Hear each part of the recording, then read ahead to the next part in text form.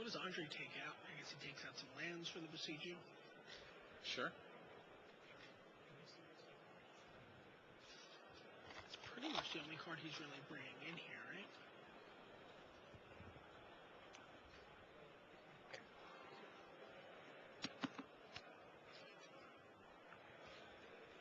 Would you bring in a crypt to stop any kind of Academy of Ruins recursion? Or do you just not want the game to go that long? I mean, is that just like... Well, what are you taking out for for it? It's not like he has bad cards in his deck. I think you just bring in the Bosages.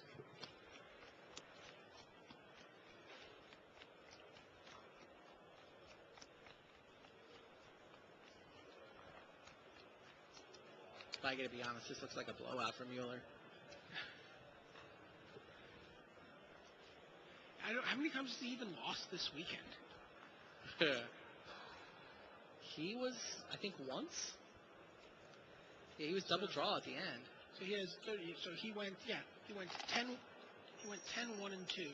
10, 1, and 2. He lost one time on with 2 IDs. So yeah, he lost one of the last 2 rounds yesterday. And that's it. Basically went straight to the top of the Swiss, stayed there. I'm not sure. I wonder if do we know if he and Shuhei played each other at all during the Swiss rounds? I don't think so. I don't think Shuhei was at the top.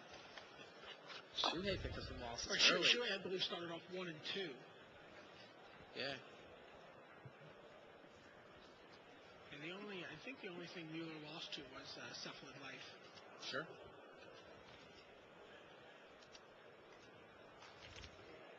Or as I was told, it's also referred to as Cephalid Surprise.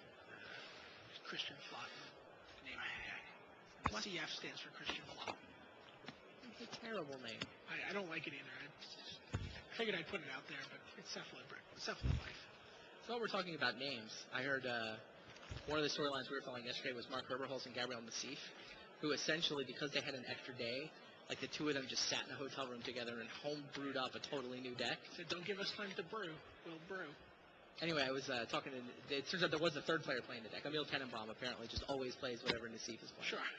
So there were three guys playing the deck, but I mean, he seemed to almost dismiss Emil. He wasn't the guy thinking about it. It was him and Nassif that were building the deck. Yeah, and what Heezy said is that Emil just plays whatever Big Papa Hat plays. Like Big Papa Hat. I can get behind that as a new Nassif nickname. Right, he sort of evolved beyond the Yellow Hat stage. Sure. Right, he's not kind of an elder of the tribe. Absolutely, Big Papa Hat. We can make this happen, right? Yeah, we can just put it on his next player card. Big Papa Hat.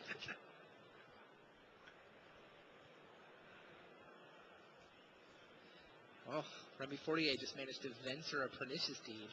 Seems to have taken the lead in game 1 of that semifinal. So Shuhei's looks like he's kept his hand, but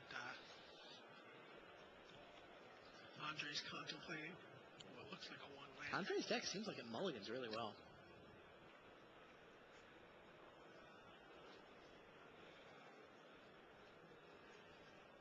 Again, well, he never looks at his opening hand and sees a Draco. I mean, that's... Yeah.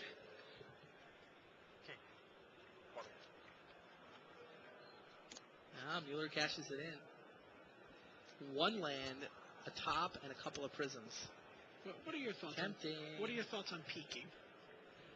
I'm torn. I mean, on the one hand, it depends kind of why you're peaking. You're talking about when you decide. Yeah, when you decide to mulligan and you look at the top to find out if it'll work out or not. Do you guys peak, or do you just not want to know and shuffle it up and drop your next hand? Right. I'm torn because on the one hand, the truth about whether it would have worked out or not is completely irrelevant to the mulligan decision. Right. The decision was right or wrong based on the math, and has nothing to do with the truth of whether it would have worked out or not. Now, on the other, seems like a strong argument not to peak. Not to look, right? Then you're just giving yourself like. But the problem is, right? It's weird evidence. But the thing is, if you're disciplined enough, sort of over the long run, you might actually be able to detect a flaw in your mulliganing strategies, right? If you look and you're wrong often enough, then in any one case, no, it doesn't change the math at all. But like over 100 peaks, can you learn something about your own mulligan tendencies? Like hypothetically, you ought to be able to keep a journal.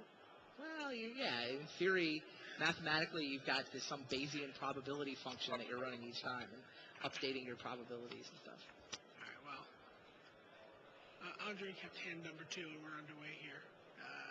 Shuhei already has 2 lands in play, and Andre's rocking his top.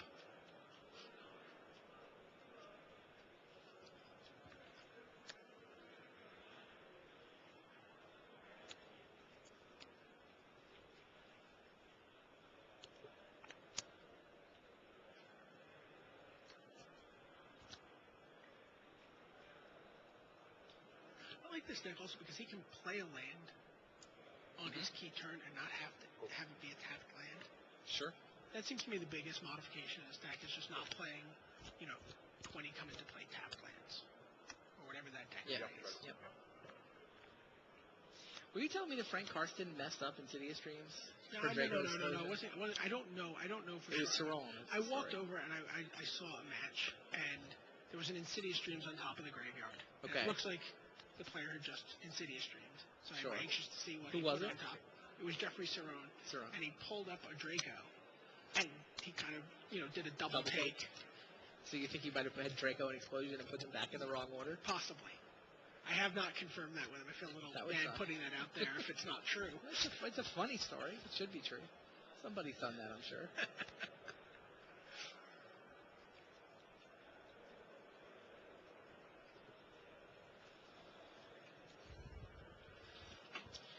Meanwhile, Shuhei, thirsty. Andre's got a top. He's got a break land. It's good. There's a lot of looks at his deck. That's why he likes it so much. There's another enchantment that's exciting for him to get, that blue Honden. They're talking in the forums about the new Magic sleeves. You see, you get a good look. Andre Mueller's using them. I heard people saying they're pretty good sleeves. Like, a lot of people tend to favor the Japanese sleeves over an Ultra Pro product. Right. But these seem to be getting pretty rave reviews. Yeah, they seem pretty crisp. Like they don't have that. They just hold a really nice square shape to the deck. I've been pretty happy with them. I use them a lot in drafts. I've managed to burgle a few packs here and there. And then the back is actually designed by Wizards, by the marketing team, as what they wish the card backs were. Doesn't have the Deckmaster logo that interesting. I never didn't even came to notice be. that. Yeah, there's no Deckmaster, and the Magic is yellow instead of blue, so it sort of pops. It's a lot. Right. The Magic pops off the backs much more than it does off the actual card back. There's Factor Fiction from Shuhei.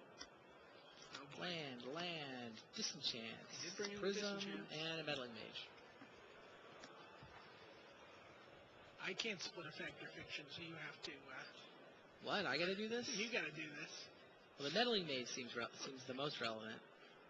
I haven't gotten a good look at Andre's hand to see. Give a Meddling Mage and a land, and then Signet Disenchant land. Probably. I don't know what the relevant Urza parts are here.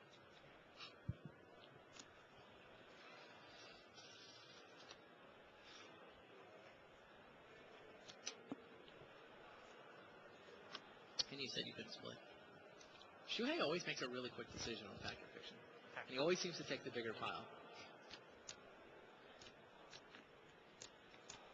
He just wants cards. If you draw more cards than your opponent, you win. Isn't that the rule? That is the rule. Prism comes down. Signet. Sorry. Signet. Prisms are on the left. Signets are on the right. My bad.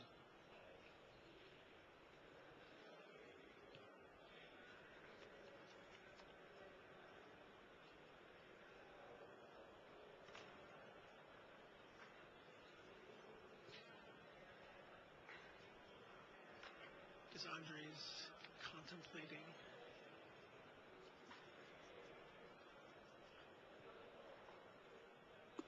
Contemplating a top.